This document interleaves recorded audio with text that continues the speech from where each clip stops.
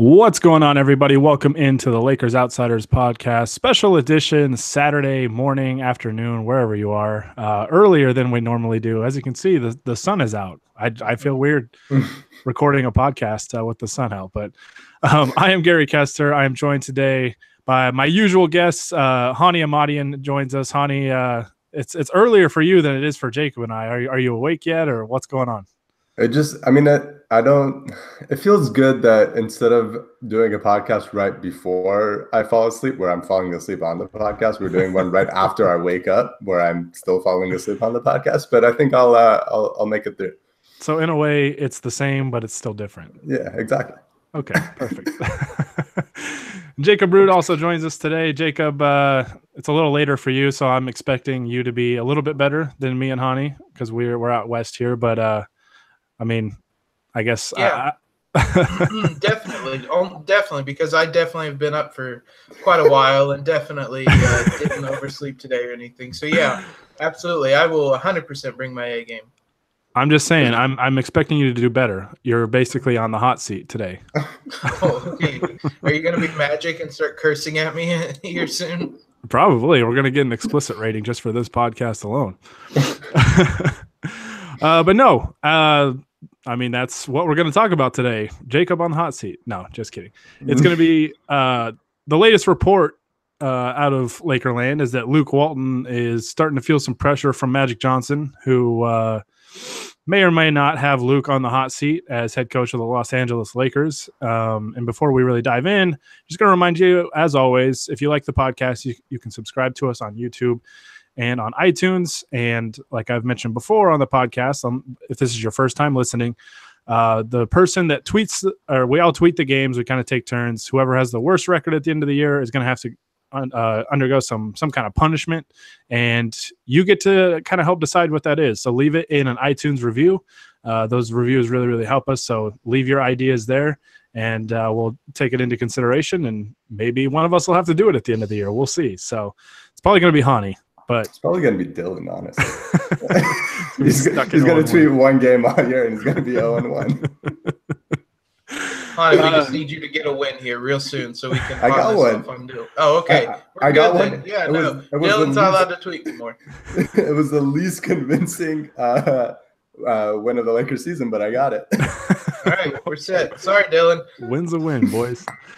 So yeah, make sure you do that if you enjoy the pod. Helps us out a lot. So, all right. Let's dive on into this. Luke Walton, multiple reports came out yesterday, Friday, that basically Magic Johnson is putting a lot of pressure on him to get things turned around, and he's not happy with the slow start, which is very interesting. But there was also a follow-up report, I think, from Brad Turner and Tanya Ganguly from the LA Times, saying that it was less about wins and losses, and it was more about Luke incorporating more plays and an actual offensive system, which we'll talk about a little bit later on. But Hani, I'm going to throw it to you first. I mean, just how surprised are you to hear this news that Magic is, I mean, not only upset, but really putting some serious pressure on Luke Walton? I am mildly surprised. I understand it from the perspective of it's the Western Conference. Wins and losses matter, even if this is a new team getting used to each other and getting a little unlucky with some of these games and playing probably better than their record. But wins and losses matter. And if you're trying to get into the Western Conference and getting into the playoffs in the Western Conference, one win or two wins can really change your outlook. But at the same time, it's a little bit surprising based on everything that the Lakers and Magic specifically said all offseason, talking about how this is going to be a slow grind and Luke is going to struggle early, but he's going to figure it out. How supportive they were of him as their head coach when everybody in the summer thought that he was going to be somebody that was going to be on the hot seat really early because of LeBron. So from that perspective, it is surprising because I don't understand what Magic expected, both from a wins and losses standpoint and from just overall how the team looks standpoint. The roster is flawed. Luke has his issues that he is working through, and some of them have been getting better and some of them haven't. But to place him on the hot seat, which I think might not be completely accurate based on some of the reports. But regardless, just having something like that leak is not a great look for the Lakers and the organization as a whole. Yeah, no, I totally agree. I think I don't know really who benefited from that getting out, and I just kind of feel like that kind of report fell upon probably ears that it shouldn't have, and that's kind of how it got out. Because I don't think that's something that the Lakers want. I don't think Magic wants people to view him that way, as I think Wojnarowski put it, volatile, like leadership style. So. Yeah, I mean, it doesn't make anybody look good. So it's interesting that it got out, especially 8 games into the season. But Jacob, Magic said before the year, basically, I mean, I think he agreed with just about everybody that, we're expecting kind of a slow start. There's a lot of new faces on this roster. It's going to take time to incorporate all that, the best basketball player in the world, probably in LeBron James. And it's going to be a challenge. And I think he even noted publicly that, LeBron, when he went to Miami, they started kind of slow, even though they were supremely talented. When he went back to Cleveland, they had, 3 all-star caliber players, and they still started slow. I think they started 5-7 that year. So I guess how surprising was it to you to see kind of Magic really kind of lash out reportedly at Luke, given that he publicly stated, hey, it's going to be slow, but they'll figure things out over time. I'm literally looking at the quote you were referencing from their press conference in September. It says, as I was talking to Luke, both of us were referring to him and Rob Pelinka. We said, don't worry if we get out to a bad start. We've seen that with LeBron going to Miami, and we've seen that when he came back to Cleveland. He's going to struggle because there's so many moving parts, but eventually we're going to get it, and we're going to be a really good team. He literally contradicted every sentence in that with whatever this meeting was on Tuesday. And really, it wasn't even that bad of a start. I mean, record-wise, it wasn't great, but it wasn't like we were getting blown out. I mean, there's a not too different universe where we're like 5-3 or something like that. A couple of these like 1-possession, 2-possession games break our way. LeBron makes some free throws and Jimmy Butler isn't Klay Thompson from 3, and there's 2 wins right there. So I don't know. It was just a really, really odd thing, to be honest. I did not expect it in the least. I mainly because I was basing everything off that quote. Like, they had said that they weren't going to be panicking, basically, and then they went out and panicked. Like, I don't know. I mean, I think Tanya Ganguly referenced it in her LA Times piece. Like, I'm fishing for ideas. I don't really know if this mattered that much, but like, maybe he was upset that the Dodgers were struggling in the World Series. Like, I don't know, because legitimately this just seemed so out of character that like it went against everything he said. So I legitimately I was very surprised. I legitimately have no idea why he did this after everything that they said publicly. It just contradicted that. If that's true, then Luke's got to be really worried because LAFC just got knocked out of the MLS playoffs. Magic is going to be super pissed. This is a must-win game tonight. Well, and that was kind of the thing that was in the initial report from Dave McMenamin and Adrian Wojnarowski, was that the Lakers coaching staff was already kind of feeling some pressure. Yeah. And they were really worried that if they didn't get that Mavericks game, I mean, they're going to Portland tonight, Saturday night, and then they come back tomorrow night to play the Toronto Raptors, who have lost 1 game so far this year.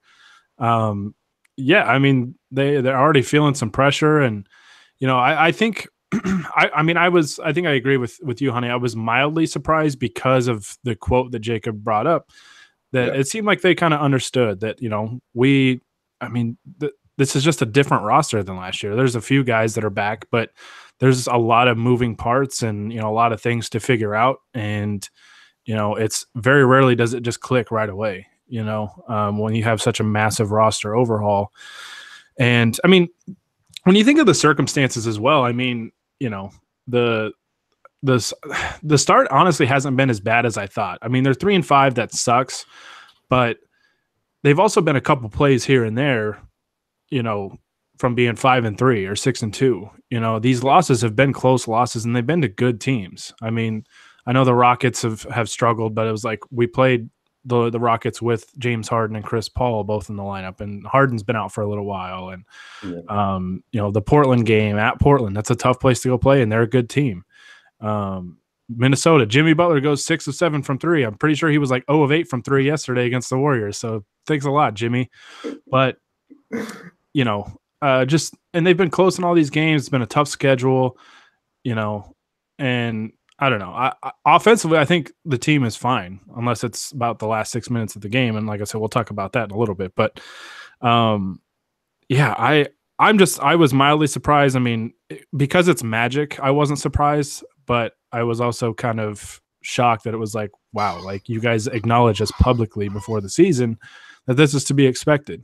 But you know, I'm a fan of Luke Walton. I don't think he's a perfect coach by any means. I think he's got his flaws just like most coaches do. But Hani, I mean, how much of really this pressure that's being applied to him do you think is kind of warranted for Luke Walton? It kind of depends on what you go on, right? Like the way it was reported yesterday, ESPN kind of reported it as they were 2-5. Magic was pissed, and he went and yelled at Luke. The way the LA Times reported it, it was more about like specific things, like they mentioned the half-court offense or the offensive system as a whole. From that perspective, I kind of get it. Like you just talked about, the last few minutes of games, they haven't been very good offensively, and they look like they're just reverting to ISO ball. And I think that to an extent, not entirely, but to an extent, it falls on Luke to kind of get the guys playing in a system at times when they can't run and they can't play in transition like they want to. Because when they're playing in transition, they put up points. They're, I think, the 7th best offense in the league right now. So offense isn't a problem per se, but when they're in these close games and we're wondering why they're losing, yeah, some of it is luck, but some of it is also shooting themselves in the foot by going ISO ball for 4 minutes straight against the Mavericks and almost blowing that lead. So yeah, there are, like you just mentioned, Luke has his flaws. I think all three of us are really supportive of him and think he's a good coach, and obviously don't want him to be fired 8 games into the season. But yeah, he does have his issues with, you know, setting up plays in his offense, and also like his rotation and lineups and stuff like that.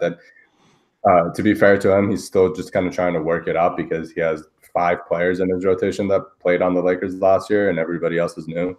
So I don't fully blame him, but again, it's the Western Conference. Every win matters, every game matters. So he's got to kind of figure that out a little bit more quickly.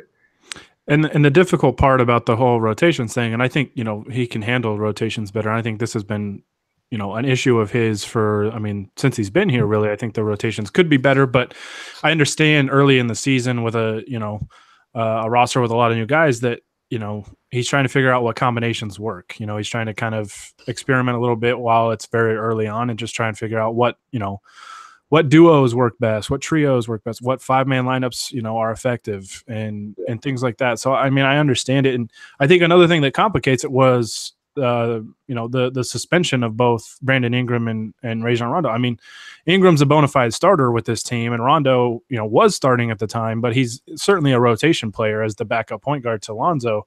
And that just, I mean, like, Walton doesn't have control over stuff like that, you know? Like, I mean, he can preach all he wants, like, hey, you know, don't do silly things like that. And another thing too is with, you know, in the 2 games Ingram's been back, he's been in foul trouble, you know, so when you got guys in foul trouble, I mean, you kind of have to adjust on the fly in terms of the rotations. And with Ingram, he's such an important, you know, piece to this roster because the depth behind him, and he's one of, you know, the Lakers, I think, 3 good defensive players.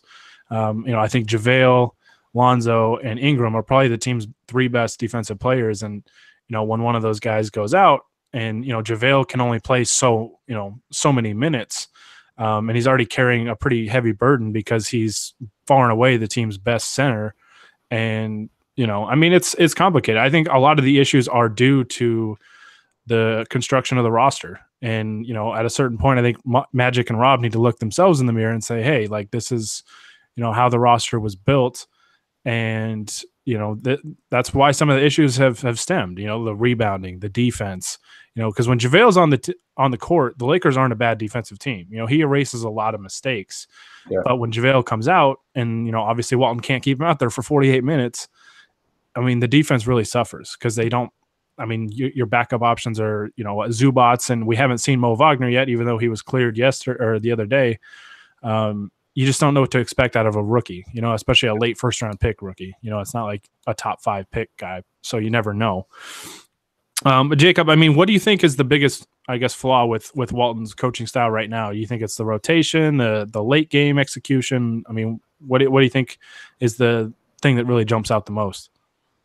I mean, the thing that's been the most frustrating has been the late game execution. But some of these things, I mean, we don't really know what Luke's telling them at the end of the game. I can't imagine he's telling them, all right, let's go ISO for the last 4 minutes. Right. So it's hard to determine how much of that you put on Luke. Now, I mean, that being said, I do agree with Magic to a certain extent where that's where you want some offensive plays, but I mean, they've been running kind of this 1-4 high stuff. I don't know why you couldn't just go into that toward the end of games. So, I mean, just the late game execution's been the most frustrating as a fan, but I don't necessarily put all of that on Luke. So, I mean, if we're looking at stuff that, like, Luke is responsible for, I mean, the rotations have been kind of wonky at times, mainly just because they've used so many. I think that Timberwolves game was when they used 24 different lineups, 5-man lineups, which is, I mean, we talked about it then. That's crazy. They didn't use nearly as many against Dallas. So, I mean, part of that's Luke trying to figure out what's working when nothing is. And part of that is just trying to get a feel on a new team. And he's had guys struggling. Lonzo was struggling. KCP has struggled all season. So some of these guys that they thought that they could count on have kind of, at least through that Timberwolves game, had struggled. So, I mean, I do think sometimes it's a little overblown on Twitter just how bad Luke may or may not be. Like, the offense, I think, is going to be a work in progress all year. And they're probably going to have to hit the reset button next year, too. Continuity goes a long way in a lot of these things like that. And odds are pretty high that the Lakers are going to hit reset with about half this roster again next year. So they're kind of dealing Luke some pretty terrible cards and telling him to go win. So I don't know. I honestly have not really been frustrated with Luke at all this year because a lot of it's just stuff that the players aren't doing. I mean, he can tell them and give them all the encouraging words he wants, but if nobody's boxing out, that's not Luke's fault. And if nobody's running out to the 3-point line or switching on defense or whatever the blown assignments are, that's not Luke's fault. So I don't know. I mean, like I said earlier, this just really took me by surprise because it didn't feel – I just wasn't expecting it. I didn't think Luke had been the problem through the first 8 games of the year. Well, even 7 games looking back to that Timberwolves game. Mm-hmm. Yeah, it's interesting because I think when you look at I look at the Nuggets game in terms of, because we talked about late game execution and things like that, which it's funny because the Lakers in the half court have not been very good at the end of games. They've reverted to ISO ball, and I think the Timberwolves game was a prime example of that. I mean, 2 possessions really jump out. There was one where LeBron went ISO and then he tried to cross over and lost the ball and it went over and back for a backcourt violation. And then one, they kind of tried to run a high screen and roll with him and Kuzma, and the ball never got inside the 3-point line, and then Kuzma got blocked because it was late in the shot clock.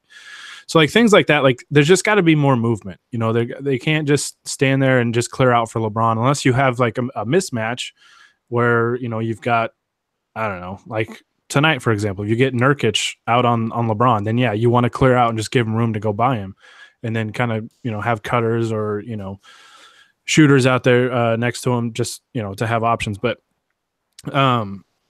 you know, the late game execution, I look at the Nuggets game and it really stemmed from the defensive end. They were able to get stops, they were able to force turnovers, you know, rebound the basketball, and then they were able to get out and run. Now, granted, the Nuggets are kind of a funky matchup because they finish with a big lineup with Millsap, you know, a traditional power forward, and Jokic as at center, and the Lakers went small, I believe, with LeBron at the 5. So it's a little easier for them to get out and run and, you know, just kind of use their speed as their advantage against those guys. And it really showed. But to me, I mean, if they're able to get stops in crunch time, because that's been an issue as well, is not being able to get stops. I think the Rockets game especially, it just seemed like in the fourth quarter, especially after the brawl ensued, the Rockets just, it seemed like they scored every single time down. So it's just a combination of things right now, and I really think it's a team just going through growing pains. I mean, we were on this pod a couple of games ago saying that, you know, it's an 82-game season. You know, they're gonna go through these lows early on, and I think they'll figure out and they'll get better as they go on. And the schedule will probably lighten up a little bit. You know, they play in the West, which is going to be pretty tough most nights. But Jacob, like you mentioned earlier, and you tweeted this out earlier, and you know, I thought it was very interesting that even with this slow start for the Lakers, right now they're sitting a game out of the 8th seed. Mm-hmm. So, you know, it's almost as if teams start kind of slow. Like teams have to figure stuff out as they go. So pretty sure they have a better record than the Rockets right now. Yeah, I mean, you know, even teams like the Rockets and the Thunder, you know, that brought back their core pieces from last year. I mean, the Thunder were 0-4. And I think they're 4-4 now. So it's like, you know, they're starting to figure things out a little bit. And I think they've had a little easier games and things like that. So, I mean, it's just going to take some time. And I think that was the most frustrating thing about seeing the report. The initial report yesterday was that Magic publicly said that, hey, you know, we understand we need to be patient with this team, you know, and for reasons we've already talked about, and then to snap like that.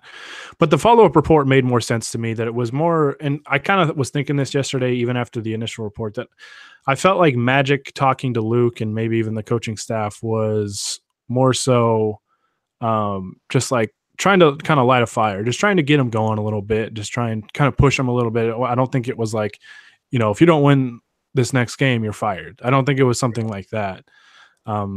So I just think it was something to kind of get them going a little bit. And I think trying to install like some more plays and like a consistent system, especially in crunch time, you know, down the stretch in the fourth quarter, I think is a valid criticism, because that's been a huge issue for the Lakers and the lineups and things like that. So there are things to definitely be critical of Luke Walton, but I think to have him be worrying about his job is very premature for something like that. So I guess the last question we'll talk about on this topic before we dive into some questions, I guess, Hani, how worried are you that Luke Walton doesn't make it through this season?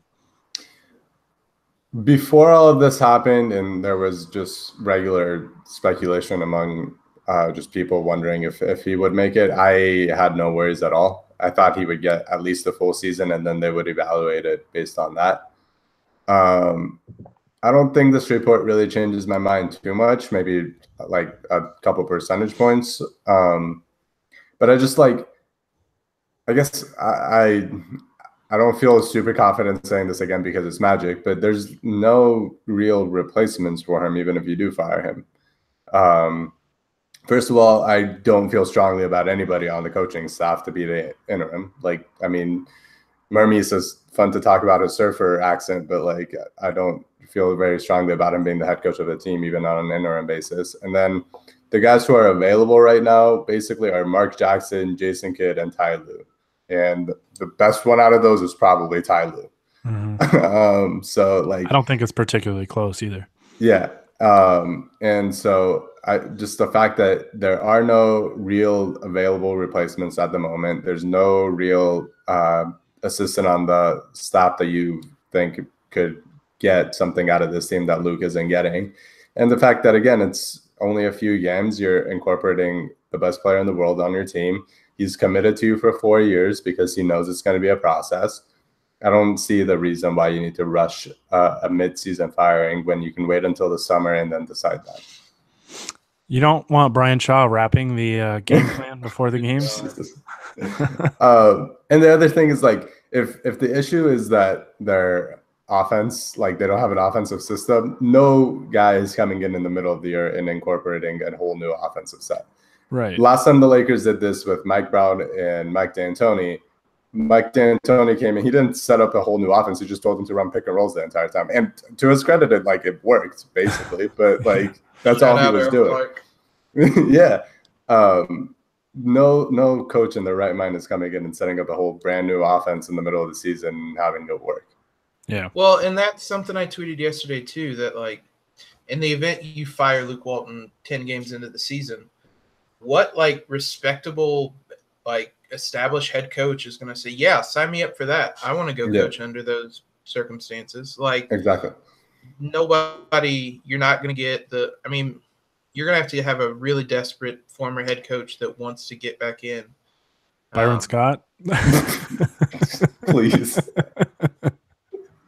I'm done with this podcast. Not gonna lie, man. I had that thought. I was like, "This is Magic's way of getting his boy Byron back in the head coaching." Oh my God. The first time Byron tells LeBron to man up because he doesn't play defense is gonna be a sight to behold. When Luke benches Lonzo and Kuzma for Beasley and Rondo to close games. Why? Why would you even bring this up? Like, I legitimately had not even considered that, and now I'm dreading it. That was all I could think about yesterday, man. Bring back Ronnie Bryce. God.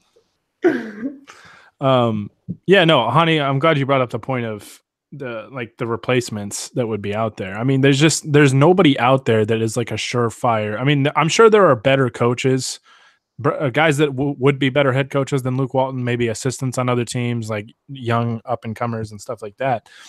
But there's nobody out there that would be a surefire upgrade that will work out. It's not like Greg Popovich is walking through that door. Everything would just be so, I don't know, it'd just be really murky to really kind of go down that path.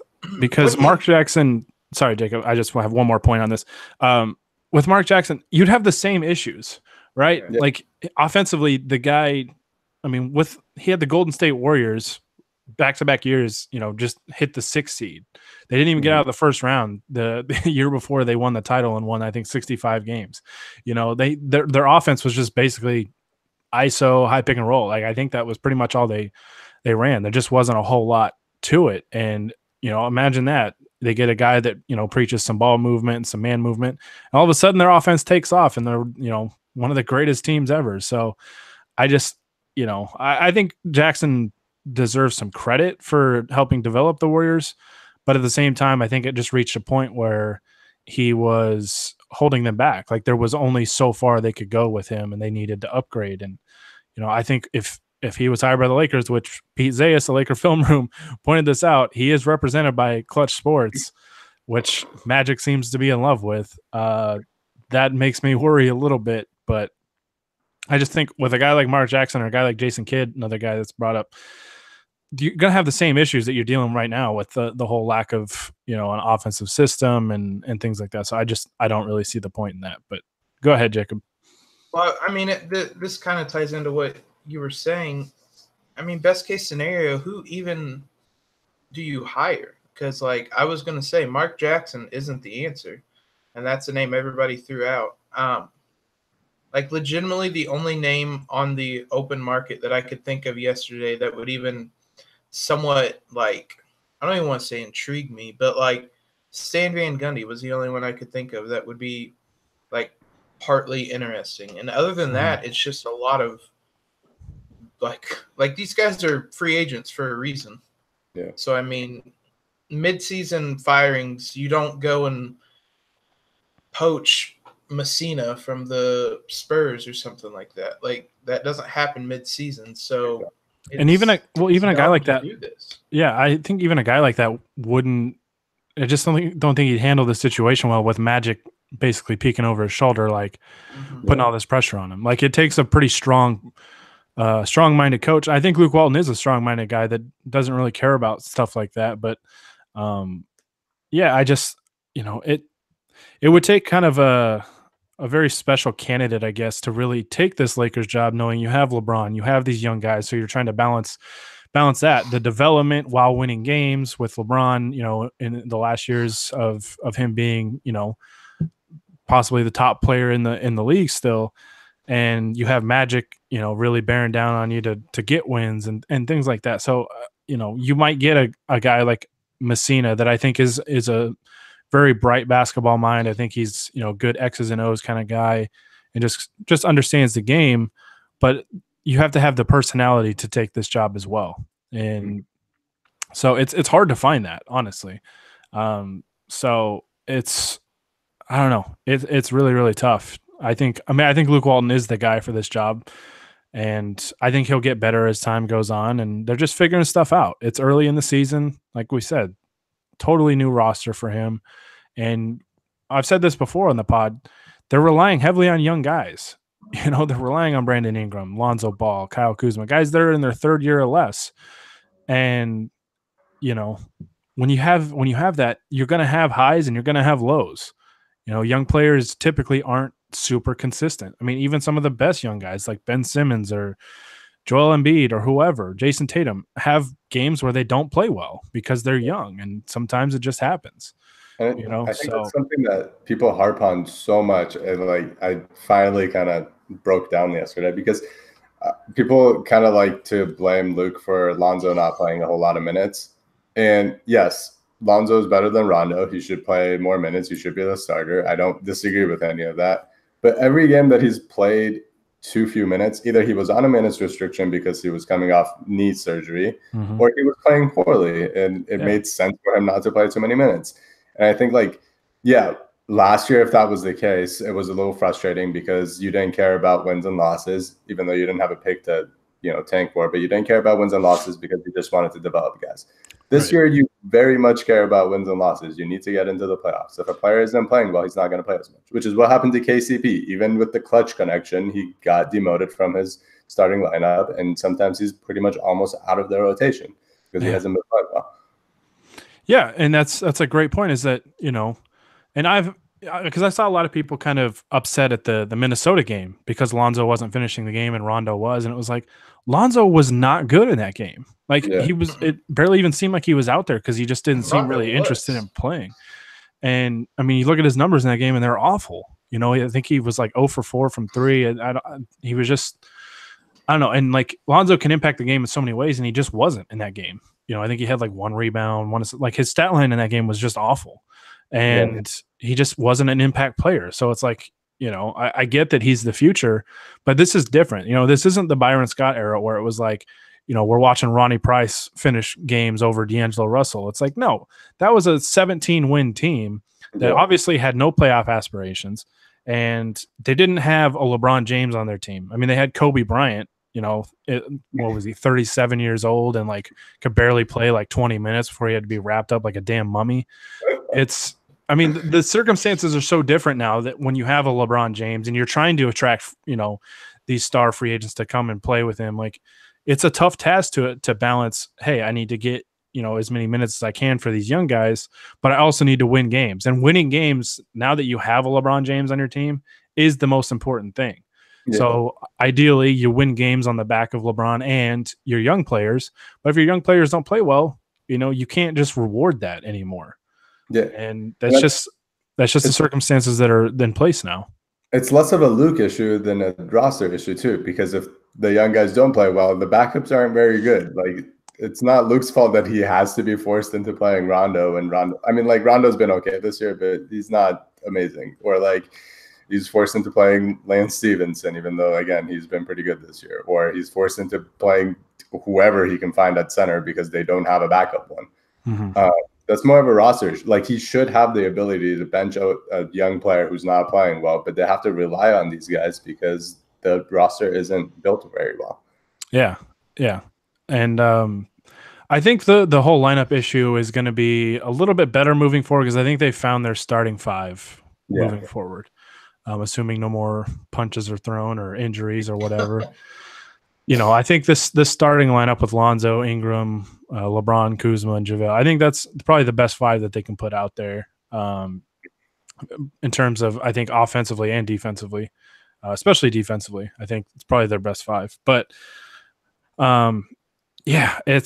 I think the lineup issue will start to resolve itself a little bit. Hopefully, it'd be nice if KCP could start hitting shots like he did, towards probably the second half of last year. Yeah. That would solve a lot of issues, I think. And it'd be nice if, Josh Hart was a little better defensively because I think he can be a good defender. I just think his technique is very poor right now. So, I mean, there's some things that they got to fix, but I think this team is closer than people realize. And I think once they start, like the Mavericks game, the ending sucked. They, got bailed out because of a Wesley Matthews foul that put LeBron on the line. And I was almost certain JJ Barea was going to throw in that damn half-court shot. But I think when they start to play those kind of teams, like they've got Atlanta coming up and, some other easier games in the pretty near future, I think we'll start to see the wins start to come up a little bit and that'll get the team going. And I think about 20 games in, I think you'll see this team kind of start to get its stride a little bit. Yeah. And Luke Walton, they'll naturally look better. But I think it would be foolish to let go of Luke mid-season because of, like we talked about, the replacements out there are not great right now. And I don't trust anybody on the coaching staff to really step up and be the head coach of this team. So it's a weird situation, but the Lakers just need to be patient and give Luke time, and we'll figure it out. So, all right, any guys, any more anything else you wanted to touch on this topic before we dive into these questions to wrap this pod up? It was way too early in the season for this. Yeah, it's way too early in the morning for this. Yeah, I get it. I get it. All right, so let's dive into some of these questions. Let me pull them up here. Some interesting questions, not necessarily related to Luke, but we're going to dive into these. David Chia, I'm going to answer this question myself. He asked, why aren't we running the offense through Zoo? Pretty clear that's what Magic was upset about. I don't think Magic wants to tank for the number one pick, but that's just I don't know. I'm down for having Zion on this team. I was going to say maybe Magic loves Zion, but I don't know. One question we got was, and Jacob, I'll throw it to you first. Does Mo Wagner at the 5 for about 15 to 20 minutes fix the Lakers center issue? No.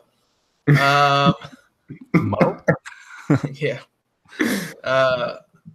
Mo Wagner, less problems. I think people are kind of putting a lot of stock in a rookie coming in and having an immediate impact like that, especially a rookie that missed most of summer league, the entirety of preseason, and most of training camp. I think eventually he can be a contributor. And I think he solves some of the problems of the backup center. He's going to be a spacer that you pretty badly need with Rondo at this point in his career. And he just provides more three-point shooting for a team that lacks it. He's an energy guy, similar to what Jonathan Williams is, only with a far more advanced offensive skill set. He's still not a very good defender. He tries hard, but he's not great at it. It wasn't like he was a great rebounder in college.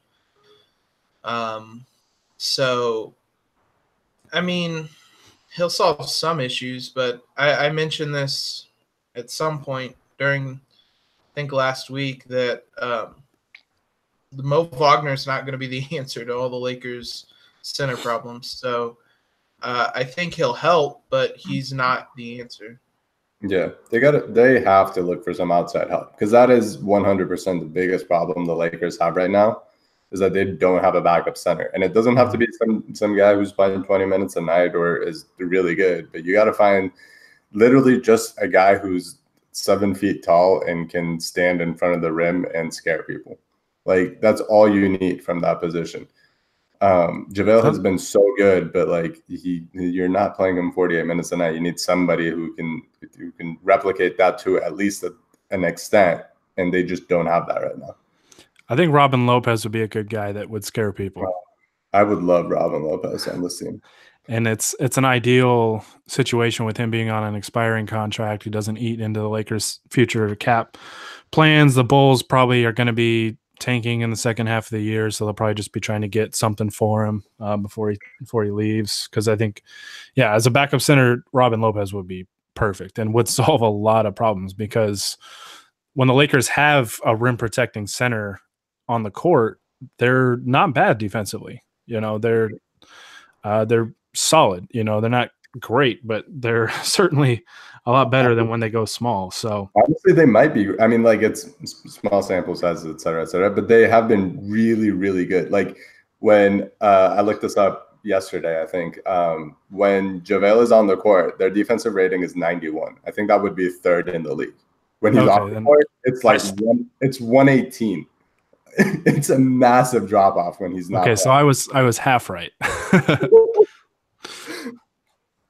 Yeah, no, it's crazy the difference that you know, that the JaVale makes on the defensive end. And I mean, when they go small, and it's hard because when they go small, I mean, you have LeBron at center, and LeBron just doesn't really play defense anymore. It's frustrating. But this next question was, do you believe the half court offense is a problem? We've kind of talked about that. I think when they resort to ISO ball and there's just less movement, you know, I think when you get guys cutting off of, especially when LeBron has the ball, I'd like to see LeBron operate out of the post a little bit more, like either on the low block or the high post, because I think he's a good facilitator out of those spots. You can get guys like Ingram and Kuzma either spotting up or, you know, they've been pretty good. We saw Ingram, especially in the preseason, really good as a cutter, and I think Kuzma is pretty good at that as well. So some tweaks need to be made, I think, to the half court offense, and we've talked about that. But yeah, let me add one thing on the half court offense, just because I looked this up in the middle of this podcast and I was thoroughly confused. I need your complete focus for these podcasts, honey. No, this is important. According to Synergy, the Lakers half court offense is actually 9th in the league, like in terms of points per possession. So they've actually been pretty good in the half court. It's just those late game situations that I think have been giving them some trouble. And it's easy to amplify it when, you know, when it's late in a key situation like that. So, exactly. And then he also asked, what lineup, Jacob, makes sense for Rondo or KCP? I'm not sure there is a lineup that makes sense for KCP if he's not going to hit threes or defend, which he hasn't really done much of either. I have an awful joke, but I don't think I can say it on a podcast. No. For Rondo, I mean, at this point, you just have to put as much spacing, 3-point shooting around him as you can. You probably Josh Hart. I mean, I do think Mo Wagner and Rondo will play pretty well together. Probably stagger it and have Kuzma out there, and then I would say someone maybe even like Svi, but I mean, he hasn't actually been shooting well. But you would think that it'd come around his shot. I just think you get your 4 best 3-point shooters and put him around Rondo, and just tell him to push the pace. I think, I mean, we saw it last year to a certain extent in New Orleans that can lead to success, but and maybe KCP starts hitting shots and he's that 5th guy in that lineup. I mean, in theory, those two match, or in theory, those two should play well together, but when KCP isn't hitting shots, It severely hinders what he's able to successfully do on the court, basically. He's a guy whose confidence kind of comes and goes with his shot. And right now it's about rock bottom. Yeah. Yeah, KCP, I think KCP can fit into a lot of different lineups when he's making shots. The key for him to get on the court is make shots. And when he's not, defensively he can still be pretty solid, but the Lakers need guys that can make threes because they don't have a ton of shooting on the roster. They've got guys that are capable but not super reliable from three. So yeah, if KCP hits shots, he'll play. So he's just got to hit open threes when he's got them. Speaking of KCP, we also got asked about what are the odds that KCP is traded after the December 15th deadline that comes that allows new contracts to be dealt out. I think he's like the best contract for the Lakers to trade because he's being paid, I think, $12 million and it's an expiring. So they can get a lot of people with that sort of money on an expiring deal. But you got to remember, he's got a no trade clause. And if it's not a situation that he's comfortable with, he's not going to allow them to trade him. And before people freak out, it's a no trade clause based on like the CBA. It's built in. Like, it's not like the Lakers were like, here, we'll give you a no trade clause. But, I don't know. I'll put it at like 50-50. I think he's the most tradable guy in terms of other teams wanting him and what the Lakers could get back for him outside of like the young core. But it would just have to be like a perfect situation for him to agree to it. Yeah, no. We brought up a guy like Robin Lopez. I think you would need a contract like a KCP to make that kind of deal work. Maybe KCP and a lottery protected first round pick or something like that. Maybe gets it done at the deadline. But it's interesting. It's just hard right now, especially because his value is really low. So yeah. Maybe he would enjoy going to a situation like that where he'd get some playing time on a bad team. And he can try and boost his value going into another new contract next year. Yeah. But it's just tough to trade a guy that, has fallen out of your rotation and, makes that much money sometimes. And in all seriousness, I do think I don't think this is KCP. Like, he's going to be better. He's just not hitting shots. And he was really good last year outside of that month where he was in solitary confinement. Like, he is a good player. He's a good shooter. He can defend pretty well at times. He even has like a little bit of like a passing game, except he doesn't always bring it up. But he's a much better player than he is playing right now, and I think he's going to be a contributor soon, hopefully. Yeah, I think he's going to get better at a certain point, just like I think the whole team is going to get better. Yeah. Just sometimes start of the season is kind of tough. So, yeah. All right, and I forgot to bring this up earlier, but I do think I'm going to go back to the Mo Wagner question. I think Mo is going to help the Lakers when he's healthy. I don't know if it's right away because he's a rookie and, like we said, he's a rookie that was picked late first round. He does have some issues, I think, in terms of like his strength. He might get kind of pushed around a little bit. And I don't think he offers much as like a rim protector or anything like that. But I think, his shooting, his ability to space the floor, and he's a pretty good ball handler. So I think he's going to be able to create some because I think he was growing up, he was a guard and then went through like a pretty massive growth spurt. So I think he's going to help. I just don't think it'll be right away. I think it'll be like more towards the latter stages of the season, maybe second half, like after the All-Star break. But I do think he's going to help once he gets out there because I do think Mo is going to be a solid player. It just may not be right away. And I think his skill set does offer some things that the Lakers could use. And so I think he'll help, but and who knows, maybe just getting 15 decent minutes out of him will help out. But as far as the defense goes, I don't think he's going to help a whole lot there. Maybe on the glass, maybe if he, since he's kind of like one of those hustle guys. But we'll see. It'll be interesting. But since we're on the topic of trades with KCP and everything, the last question that we got was, and Jacob, I'll throw this to you. It's about Jimmy Butler. What type of trade package do you think it would take to get Jimmy Butler out of Minnesota and onto the Lakers?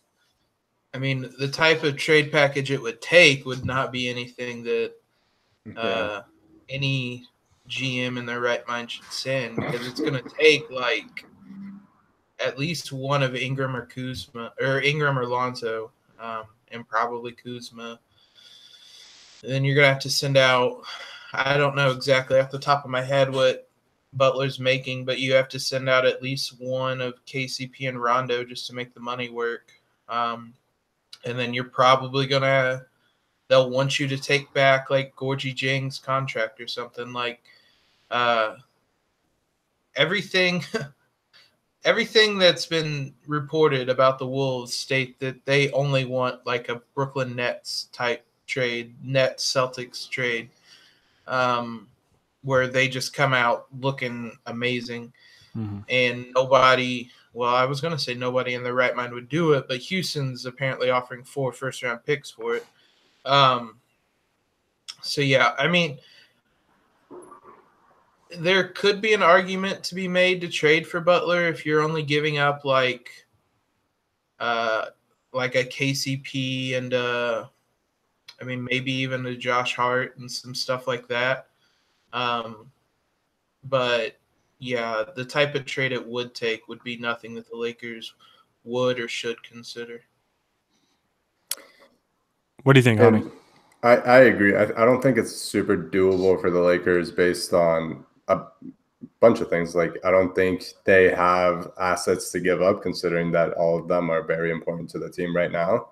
Mm-hmm. I don't think they have a lot of big contracts to give up, especially if the Wolves would try to make you take Gorgie Jang's contract back. And considering the reports we've heard about Butler not wanting to play with LeBron, it might be a little risky to give up that much for a half a season of him and then seeing him bolt anyway. Even though, like, yeah, it's hard to see a superstar free agent leave a team with LeBron, but you never know. Yeah, I just don't think it's really plausible at this point. You know, I mean, we can't even really discuss it until December 15th anyways, because the closest the Lakers could really do right now is Lonzo Ball and Brandon Ingram gets them to about $13 million in salary. Jimmy Butler makes 20, and then the rest of the contracts on the roster that can be moved are under $2 million a piece. Mm-hmm. So, I mean, you'd be giving up pretty much half the roster just to make the money work. And then there's no way you could take Gorgie Jang's contract back. And I mean, if the thing is, if Tom Thibodeau is, you know, turning down 4 first-round picks for a guy that's made it fairly obvious that he's going to leave after the season anyways. I think Tom Thibodeau is basically going to just sink with that ship. Like, he's just going to wait until Jimmy Butler leaves, and then who knows, maybe he'll resign or whatever. But I just don't think he's going to trade him. I really don't, because I think he understands that if he trades him for the type of package that a team would want, you know, you'd want picks and young players and salary relief. The Wolves aren't going to be that good. You know, we saw it firsthand against the Lakers. Without Jimmy Butler in that game, the Lakers probably win pretty comfortably, even though Towns was really good. I mean, I just don't think it's going to happen. I mean, and I think the only thing the Lakers would really be willing to give up would be a package like KCP, Rondo, and maybe a first rounder, because that would make the money work. Their expiring contracts, and there's no way they're taking Gorgie Jang's contract back. I mean, they've been shedding all this salary. And, you know, with a clear goal in mind, they want cap space for last summer to get LeBron, and then next summer to try and get Durant or Kawhi or whoever. And especially with a guy like Jimmy it's pretty obvious he's going to be available on the open market. You know, when the summer rolls around, why would you give up anything for a guy that is going to be there, that you can go make your pitch to, and you can just try and sign him in free agency. So I think go ahead. Well, I was just going to say to trade for Butler and Gorgie Jang, you would have to trade KCP, Rondo, Lonzo, and Josh Hart. Yeah, and there's no way the Lakers are going to do that. I just don't think it's plausible. Mm-hmm. Because the two sides want totally different things. Like, the Lakers will basically just throw away some 1-year contracts of guys that don't really matter that much to the team, and they might give up a pick or two. But I think it was Eric Pincus was saying that the team really doesn't want to give up picks. Like, they want to keep those picks. And I think part of that might be because they want to sign a max free agent, and then they want the picks available to go, and keep an eye on the situation with Anthony Davis or another superstar free agent that might become available in trade talks. You want those assets available to try and go get that third guy if you're able to sign somebody this summer. So I mean, we saw it with Boston and Kyrie. Like, Kyrie's trade request comes out of nowhere, and Boston had a whole bunch of assets that they could part with to get him. Yeah. So I don't think it's going to happen. I would be absolutely shocked because I think both sides. One side, the Lakers wouldn't offer that much. They wouldn't be comfortable offering that much, and the other side is offering or basically getting Godfather offers like 4 first-round picks and still turning them down. So, Can we talk about how ridiculous it is that whole situation is happening in Minnesota, and the only coach that is on the hot seat right now is Luke Walton? We were talking about, who like kind of leaked that report. And I was like, I think it was Tom Thibodeau because he wants to take the attention off of Jimmy Butler. Or like Scott Brooks because the Wizards are booty right now. It's okay, man. Dwight Howard's leadership is going to help them bounce. 100%. Oh, man. Okay. Well, that's going to do it for us. Thanks to everybody that tuned in and sent us questions. We always love questions for these podcasts, and they don't even have to be about the Lakers. It can be about Halloween candy, your favorite Thanksgiving dishes. I don't care. Yeah. We just like to have fun with these, and I always appreciate those questions. So thank you guys as always. Again, if you like the podcast, please subscribe to us on YouTube and on iTunes. And if you subscribe on iTunes, make sure to leave us a review, and you can leave a suggestion for what the punishment is going to be for the member of Lakers Outsiders that has the worst record tweeting games at the end of the year, which is looking like Dylan, because we may never let him tweet a game again. So that win percentage is going to stay at 000. And so, yeah, whatever you want to see Dylan do, just leave it in an iTunes review. So as always, you can find us everything on LakersOutsiders.com. Like us on Facebook, follow us on Twitter and Instagram. And the Lakers are in Portland tonight playing the Blazers again in Portland. Shout out to the NBA for being weird with their schedule and sending us to Portland twice before they have to come here. And hopefully the Lakers can break that streak. But when it happens, we will definitely be around to talk about it. So stay tuned for that. Hani, Jacob, I want to thank you guys for joining me, spending time on your Saturday to talk about hot seats and trades and all kinds of fun stuff. So, all right. Until next time, for Hani Amadian and Jacob Rude, I am Gary Kester signing off. Shout out Ronnie Price.